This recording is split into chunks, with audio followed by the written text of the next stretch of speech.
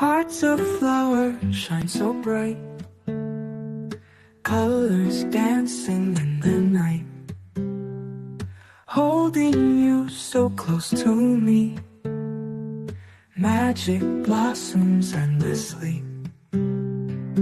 I was not aware. It was not allowed. But are you familiar with Son Liming? No. Son Liming, it's in the news naman. He is currently in the Interpol red notice. So he was the one, and he said that he is leasing this house there. And you were not aware at all? No, I was not, because my lessee was a different person. He was a lady who was a single lady, because we asked her to submit her ACR to prove that she was in compliance and she was not an illegal alien and that she had an NBI clearance as well. Okay. And in 2020, again, you were no longer a stockholder of PH2, and at the same period, no longer a stockholder of Biancham, correct? Yes, that is a result, Mr. Chair, of our reorganization arising from my wife's insistence that she did not want to be involved in any of my business undertakings anymore because she could not stand the lies that was printed by a tabloid online. So in summary lang, Mr. Chair, I would just like to show a summary of maybe the ownerships that we've established today on Biancham Holdings and Trading. If we can show the last slide, please. So we have Biancham Holdings and Tradings that we've seen the connection with PH2 Lot 37, which Biancham owns 99.99% of that.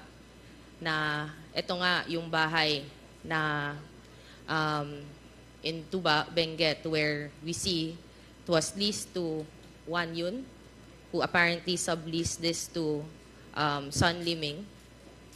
We're both connected with Pogos.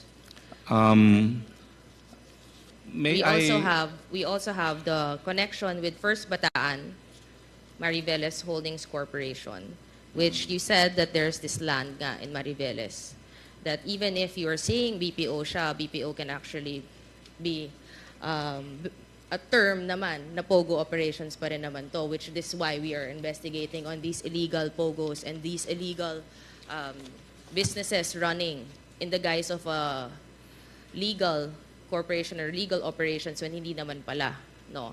Which Biancham owns 49%, almost 50%, and another is owned by Green Miles. Alam naman natin may partnership ang Green Miles with Biancham also. So all of these, Mr. Chair, I just want to rebut what with due respect to the resource person, na walang kinalaman ng mga pinagtatanong natin sa Biancham at yung family holdings nila sa iba't ibang mga corporations na nakita naman natin subsidiary naman ng Biancham. That seems we have to dig deeper on the connection of the resource person with the connection also of some individuals and the connection of Pogo as a whole, which is part of this, what we're discussing anyway, Mr. Chair. With that po, Mr. Chair, I end my questions. Okay. Thank you, Congresswoman Nograles. In fact, just to add a little, add a statement on the premise made by Congresswoman Nograles. Ang isa ho sa topic na ating inimbestigahan dito ay yung land acquisitions ng mga Chinese citizens, no? And because of the thousands of hectares that they've acquired in the country, there seems to be some sort of a pattern, no? Kaya pagka may ganyang kalaking mga lupang binibili,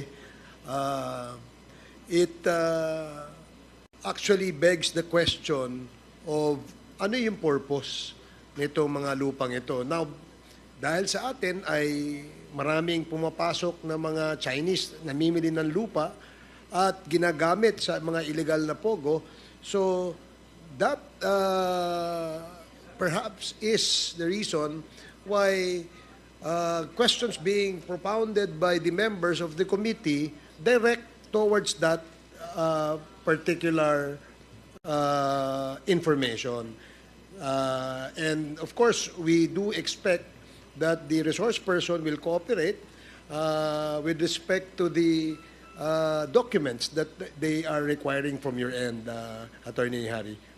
Mr. Chair, I would like to volunteer again to correct the statement of Congresswoman Nograles that we intended to use part of the Bataan property for Pogo by offering to voluntarily submit what we submitted to the Freeport Authority of Bataan, which was a requirement of the Freeport Authority of Bataan. There was nothing mentioned there of Pogo.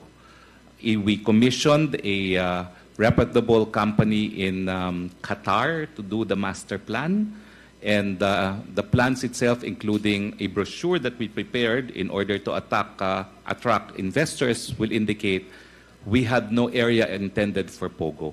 Just to underscore that we have no connection with Pogo, and even in our plans that we had submitted to Freeport Authority of Bataan, perhaps this committee may want to subpoena it from the Freeport Authority of Bataan to make sure that it was in fact the feasibility study that we submitted will show that not a single inch of the property was intended for Pogo. Okay, Thank you, Mr. Chair. Thank you, Attorney Roque.